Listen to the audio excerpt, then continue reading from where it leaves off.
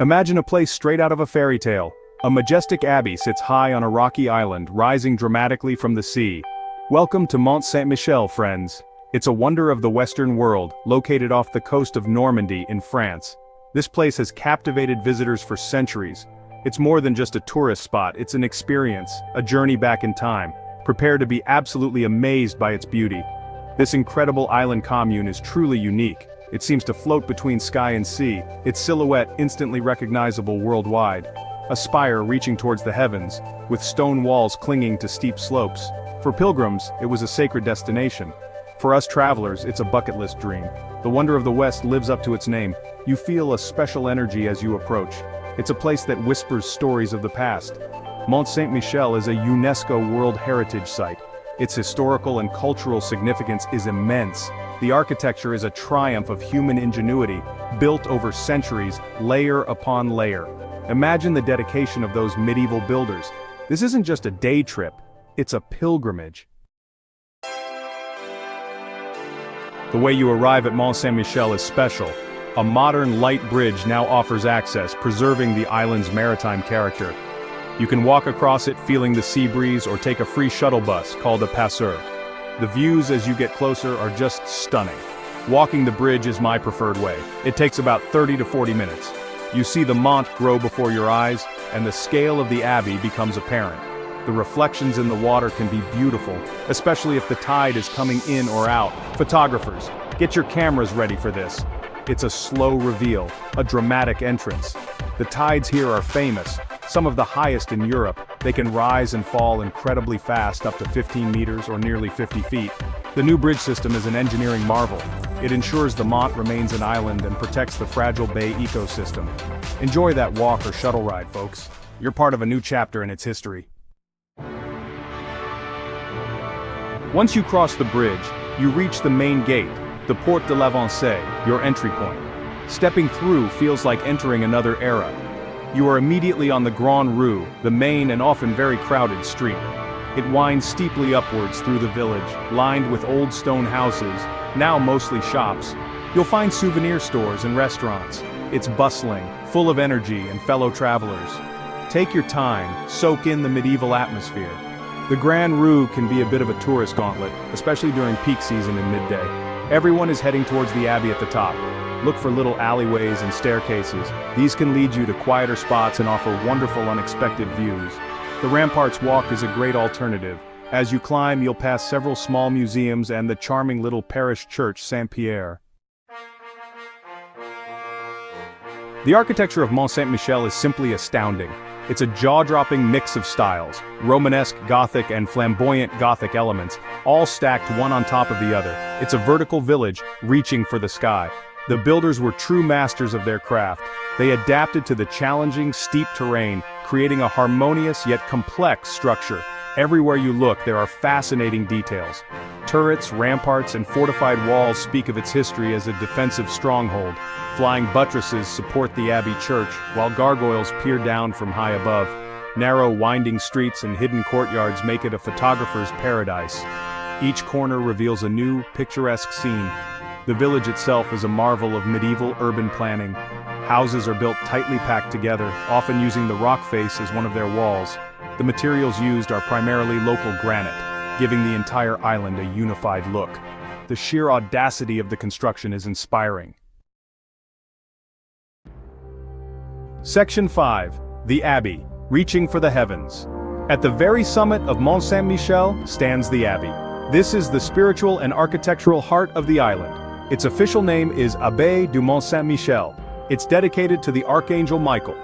Legend says Bishop Aubert of Avranches founded it in the early 8th century after a vision.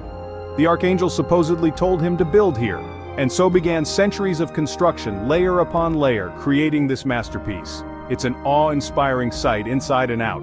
To reach the Abbey, you'll climb the Grand Degree. This is a monumental staircase leading to the entrance. Take your time, there are many steps, but the reward at the top is well worth it. Once inside, you'll explore various halls and chapels. The Abbey church is a highlight, perched precariously. One side is Romanesque, the other Gothic. The views from its terrace are breathtaking. One of the most beautiful parts is the cloister, called La Merveille, or the Marvel. It's a serene space, high up in the Abbey with slender double colonnades and a central garden. This was where the monks would meditate and walk. The craftsmanship of the stonework is exquisite. Light filters through the arches beautifully. It truly feels like a little piece of heaven. Section 6, A Storied Past, From Prayer to Prison. Mont Saint-Michel's history is long and fascinating. It stretches back over 13 centuries. It began as a humble oratory in 708 AD, founded by Bishop Aubert, as legend tells. Quickly it became an important pilgrimage site, attracting faithful Christians from all over Europe. The Benedictine monks established a monastery here. They were known for their learning and piety. The island grew in stature and influence, a beacon of faith in a turbulent medieval world. Its strategic location also made it a fortress. It resisted English sieges during the 100 Years' War.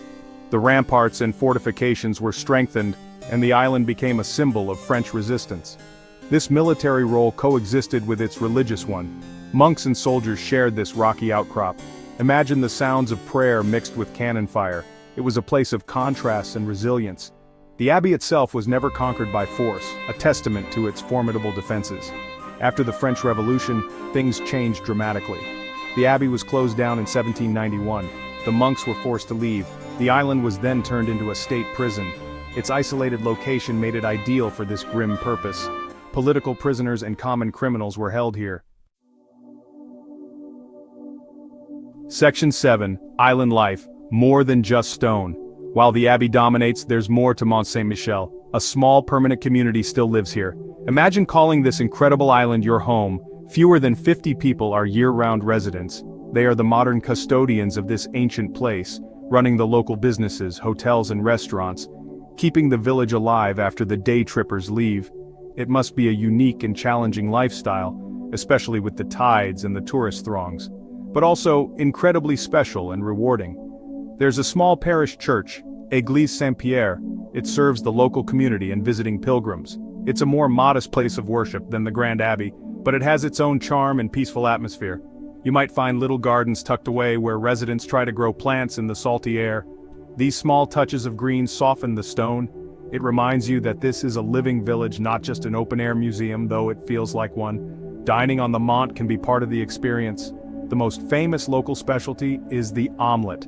Mere Poulard's omelets are legendary and pricey.